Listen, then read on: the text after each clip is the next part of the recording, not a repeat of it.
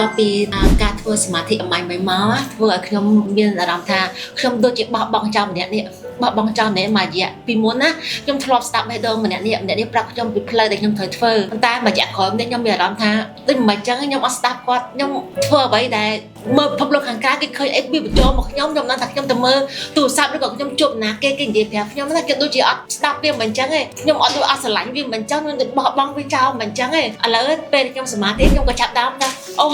ខ្ញុំមកបោះបង់ចោលអ្នកយូរហើយកាលពីមុនខ្ញុំស្រឡាញ់អ្នកខ្ញុំត្រឡប់មកស្រឡាញ់អ្នកវិញអរគុណណាដែលអ្នកនៅជាមួយខ្ញុំអ្នកលោត24ម៉ោងលើ24ម៉ោងសុំតែពេលគេណាក៏អ្នកនៅជាមួយខ្ញុំដែរអរគុណណាខ្ញុំស្រឡាញ់អ្នកខ្លាំងបំផុតខ្ញុំត្រឡប់មកជាខ្លួនខ្ញុំវិញហើយខ្ញុំត្រឡប់នៅជាមួយអ្នកវិញហើយបន្ទាប់ខ្ញុំមកបោះបង់ចោលអ្នកមួយរយៈពេលណាអរគុណច្រើនហើយការដែលសមាធិនេះបន្ទាប់ពីខ្ញុំមកដឹងពីបេះដូងរបស់ខ្ញុំដែលត្រឡប់មកវិញណាគឺខ្ញុំឃើញរូបភាពនៃអាជីវកម្មរបស់ខ្ញុំដែលកំពុងតែមានអតិថិជនច្រើនដែលឈរតម្រង់ជួងគ្នាចាំទិញជាពិសេសគឺក្មេងតូចៗដែលតាមម្ដាយគេមកទិញគឺដោយតែស្រឡាញ់ពីម្ចាស់ហាងតែឲ្យកដោជានំជាអីឲ្យជូនទៅក្មេងៗដែលក្ដីស្រឡាញ់ពីម្ចាស់ហាងនេះឃើញអតិថិជនមកថាអរគុណណាស់បងដែលបានធ្វើឆ្ងាញ់ៗខ្ញុំញ៉ាំទៅមានកម្លាំងខ្ញុំធ្វើការងារបានច្រើនខ្ញុំពេញចិត្តមែនតើដោយបេះដូងនេះទីថាអ្នកលក់ធ្វើឲ្យអតិថិជនមានក្ដីសុខនៅពេលដែលគាត់បានផឹកកាហ្វេទៅគាត់ធ្វើការងារគាត់បានច្រើនហើយក៏ឃើញរូបភាពខ្លួនឯងដែលអ្វីដែលខ្លួនឯងចង់ឲ្យប្តីខ្លួនឯង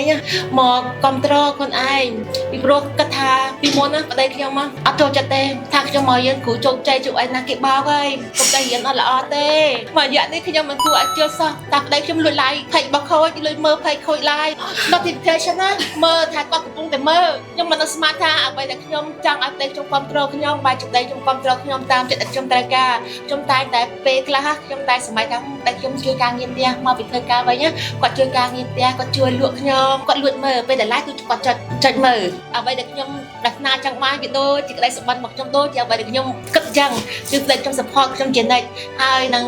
នេះអានេះមួយទីសំខាន់ជាងគេនេះគឺខ្ញុំត្រឡប់មកឆ្លាញ់ខ្លួនឯងដឹងថាមួយនេះនៅជាមួយខ្ញុំដឹងថាមួយនេះវាធ្វើការងារឲ្យខ្ញុំច្រើនណាស់ឥឡូវខ្ញុំឆ្លាញ់ណាស់អរគុណច្រើនមែនទែនដែលខ្ញុំត្រឡប់មកអ្វីដែលជឿខ្លួនខ្ញុំវិញហើយជាធម្មតាយើងទៅរៀនជិះបានតែចំណេះដឹងហ្នឹងមែនទេប៉ុន្តែអ្វីដែលខូចបានផ្ដល់នៅក្នុងវគ្គ SE នេះគឺវាច្រើនវាហួសពេកទីមួយបង្រៀនទាំងសិស្សផាក់មុខរៀនផាក់មុខបងប្អូនដែលជឿអត់ថាទៅរៀនចំណេះដឹងបែរជាទៅរៀនផាក់មុខវិញនេះឆ្ងល់អត់ហើយគឺជាភាពស្អាតមួយដែលមនុស្សស្រីយើងត្រូវតែធ្វើអស់ពីចិត្តខ្លួនហើយអ្វីដែលមិនគួរឲ្យជឿនេះគឺការសមាធិបើករកនៅអ្វីដែលជាខ្លួនឯងរកបេះដូងខ្លួនឯងឲ្យឃើញមិនមែនតែរៀនជាមួយខូចមិនមែនរៀនតែចំណេះវិជ្ជាចំណេះដឹងអីទេគឺរៀនទាំងអស់ទាំងពីមួយគួរសារមានក្តីសុខ